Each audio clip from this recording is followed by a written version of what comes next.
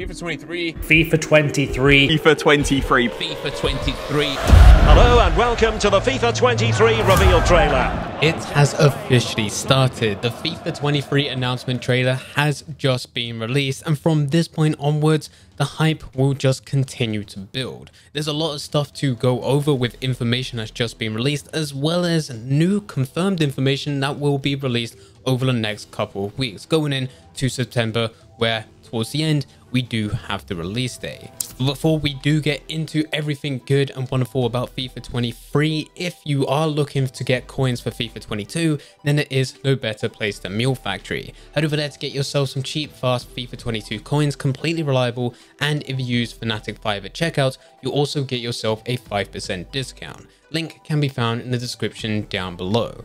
Getting back into the video, there is a lot of information to go through. The actual reveal trailer itself, the official announcement, didn't give us too much. There were a few frames where we were able to see some new stuff come into FIFA 23, but for 99% of it, it's exactly the same as what is released every other year. But the good news is it wasn't just this trailer which was pushed, there was also website pages which contains a lot of information which goes over Ultimate Team, Pro Clubs, Volta, Women's Football, World Cup mode, pretty much everything. So let's actually go through what we know so far. First thing, release date is the 30th of September, and I do just want to take a moment to highlight my prediction was correct. We did do a FIFA 23 schedule video just a few weeks ago, and I did say the 30th of September is where I'm putting my money, and we're correct. We're also correct about there being multiple editions, Standard Edition and Ultimate Edition. Ultimate Edition giving you access 3 days earlier, which is available on the 27th of September. This prediction is also correct. The only one that we're waiting for, which would make it 3 out of 3, but we're still holding off for this, is early access. Every single year, you are able to have early access with an EA Play subscription. Now, on EA's website, it does say that you will be able to play FIFA 23 early with EA Play Pro membership, but it doesn't actually tell you when this is actually going to release. This is normal for EA at some point within August, where they're going through other types of events where they're revealing more information.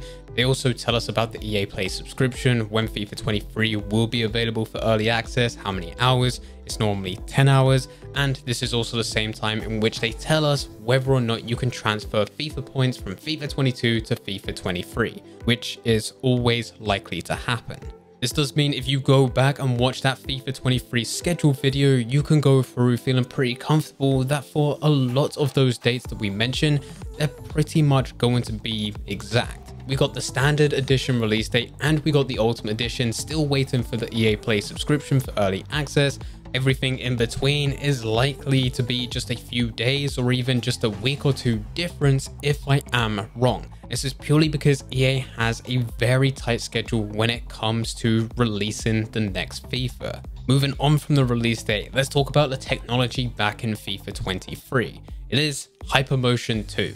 Last year, Hypermotion was a pretty big deal for technology being brought into FIFA, as it brought new animations to the game, which everyone was looking forward to. It was said to change gameplay completely. Me personally, I felt like I noticed a difference when it came to the beta. I enjoyed playing through the beta, just a few slight changes, and then also once the full release came, I enjoyed the gameplay, but after that first patch, it just didn't feel as good anymore.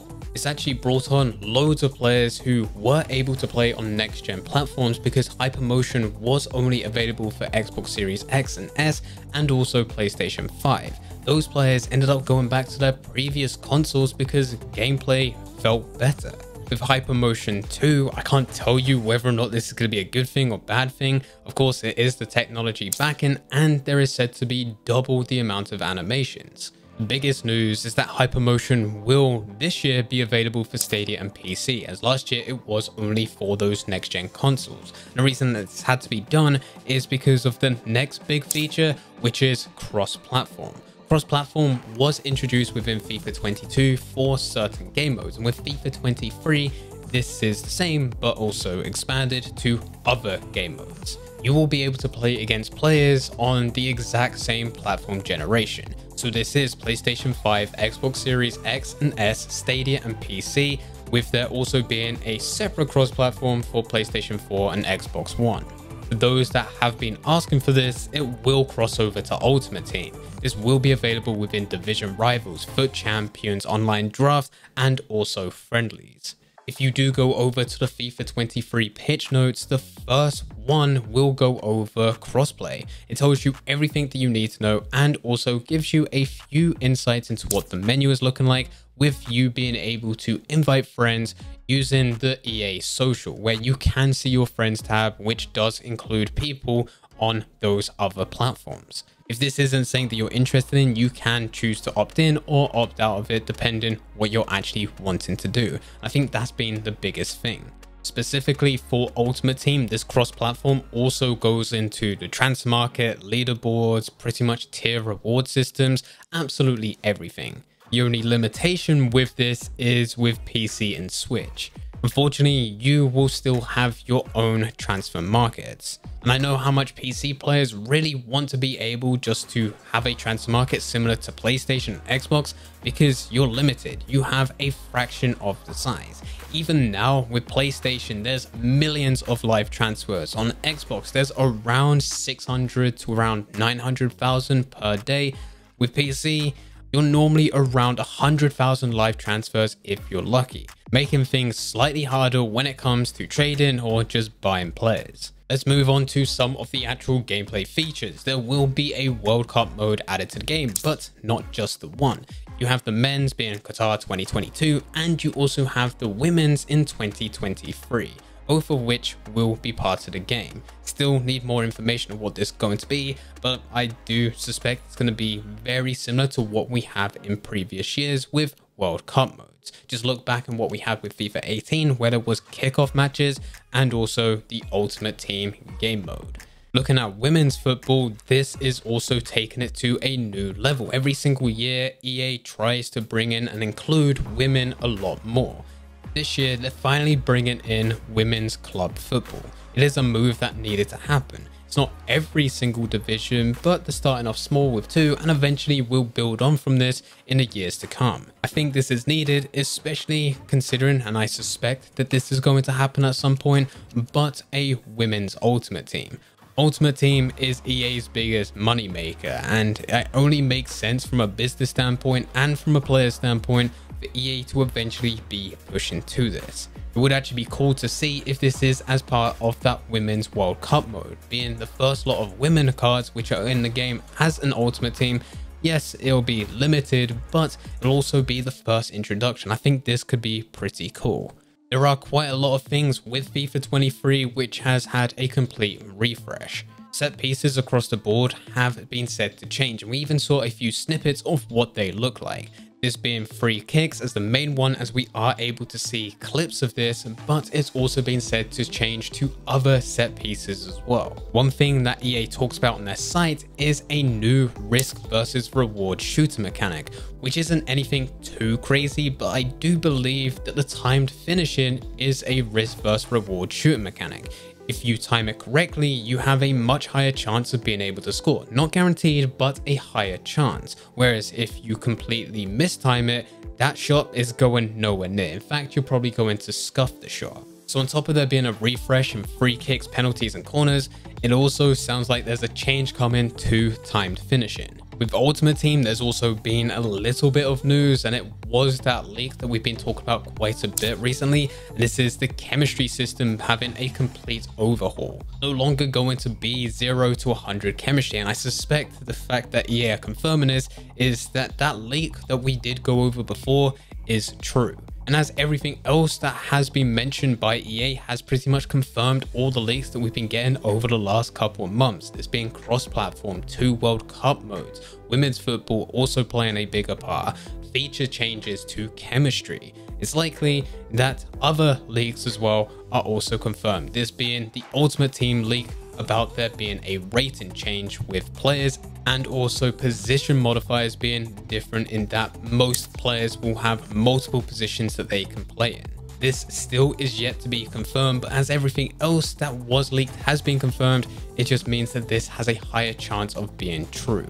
sticking with Ultimate Team, Foot Hero cards are making a return, and I'm very happy with this. I didn't think Foot Hero cards were going to be anything too major last year when they were first announced. Of course, some players that I wanted to play with, but I thought as soon as we start to get to Team of the Year, they're never going to be used again. Ended up Di Natale and Ginola ended up being my favorite players throughout the whole game. Not just that, but they were also part of other game modes, being Foot Captains and the Shapeshifters. This year, there is a card design change, which I think is so much better than last year, and there is 3 players that have already been confirmed: Yaya Toure, Park Ji-sung, and Ricardo Carvalho. And within previous videos, I did talk about that my biggest hope for FIFA 23 was that Foot Hero cards were used more within different types of promos and not just towards the end of the year to boost them. And it does look like EA were already thinking this, because it does appear that they will be taking part of the FIFA World Cup. It says here to find Foot 23 heroes in game from launch with an additional special FIFA World Cup Foot Hero version for each Foot 23 hero to be released starting November the 11th, celebrating a famous performance on the world's biggest stage. And as long as these Foot Hero cards get a nice upgrade and it's not just a different card design, this would be great. Seems like they're going to get upgrades a lot earlier on, which makes them even more usable. Now, this is all the information that has been revealed so far, but over the next couple of weeks, we're going to be getting a lot more. On July 27th, we have new gameplay features and more information about Hypermotion 2. On the 1st of August, we have news about career mode. On the 5th of August, we have the match day experience. This is probably where we're going to see more in-depth gameplay experience. On the 8th of August, we have Pro Clubs and Volta. And then on the 11th of August, we have more news about Ultimate Team. Even after this point, there's still going to be a lot more, with there being a week or two until the FIFA 23 closed beta, which hopefully we could all get invited, but only a small percentage of people will be selected. And then that takes us into September, where even more news gets revealed, mostly about Ultimate Team. This is where different events are taking place with the top FIFA content creators, and you also get EA revealing the top 100 card rating. And then you also get EA releasing the top 100 highest rated rare gold players within Foot. This is why it's always nice every single year when an announcement trailer is released, because the announcement trailer itself is the exact same thing every single year, but we do get heaps upon heaps of loads of different information, which just continuously builds hype. Let me know in the comment section down below, what do you think of the changes that have been announced so far? Do you like them? Do you not like them? Let me know all your thoughts. Anyway guys, I hope you guys did enjoy. If you did enjoy, don't forget to leave a like and subscribe. But for now, I'm going to see ya.